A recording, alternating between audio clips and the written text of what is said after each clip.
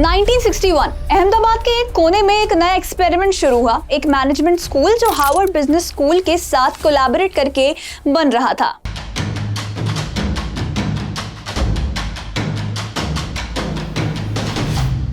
एक कैंपस जिसे world famous architect Louis Kahn design कर रहे थे और एक आइडिया जिसका पर्पस था एक नई जनरेशन के प्रोफेशनल मैनेजर्स को ट्रेन करना,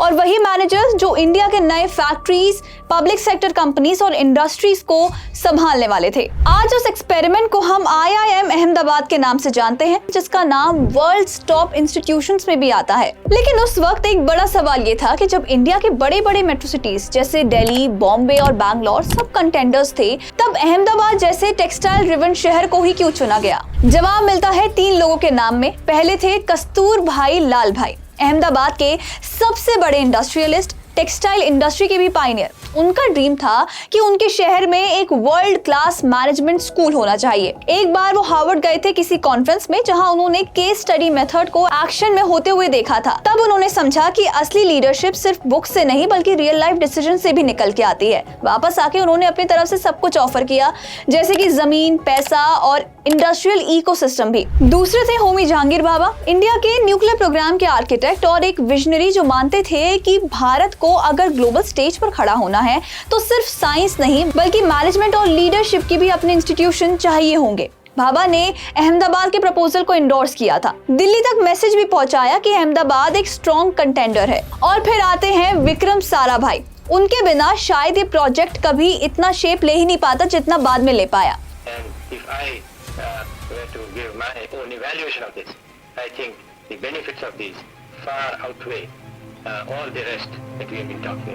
तब तक विक्रम सिर्फ एक साइंटिस्ट नहीं थे बल्कि नेशनल फिगर भी बन चुके थे। क्यों? क्योंकि वो नेहरू के क्लोज कन्फाइडेंट, एटॉमिक एनर्जी कमीशन के मेंबर थे और इंडिया के स्पेस प्रोग्राम के मास्टरमाइंड भी कहे जाते थे। पब्लिकली उनका नाम रॉकेट्स और सैटेलाइट से ही जुड़ा था, लेकिन असल में वो एक इंस्टीट्यूशन बिल्डर भी थे। PRL, इसरो, NID, CEPT और IIM अहमदाबाद सब उन्हीं के ही विजन से निकले हुए हैं और अहमदाबाद से उनका एक पर्सनल कनेक्शन भी था। साराभाई अक्सर अहमदाबाद आते थे, art exhibitions, academic discussions, private gatherings. Records बताते हैं कि उनका एक क्लोज्ड वन अहमदाबाद में रहता था, एक कल्चर्ड और हाईली रिस्पेक्टेड लेडी। शायद रिश्ता प्रोफेशनल था या पर्सनल, लेकिन इस वजह से अहमदाबाद उनके लिए सिर्फ एक इंडस्ट्रियल सिटी नहीं था बल्कि एक कंफर्ट जोन भी बन चुका था। एक ऐसी जगह जहां वो सिर्फ एक साइंटिस्ट नहीं बल्कि एक इंसान के रूप में भी अपने स्पेस महसूस करते थे। जब दूसरा IIM स्टेब्लिश करने की बात उठी थी तो साराभाई ने अपना पूरा इन्फ्लुएंस अहमदाबाद के फेवर में ही लगाया था। Official file pushing ministry of education के VKRV राव ने किया था, लेकिन साराभाई ने बिहाइंड द सीन्स लॉबिंग और हार्वर्ड के साथ कॉरेस्पॉन्डेंस मेंटेन करके अपना इम्पैक्ट दिखाया था। उनका रीजन काफी सिंपल था कि अहमदाबाद एक ऐसा शहर है जहां साइंस, इंडस्ट्री और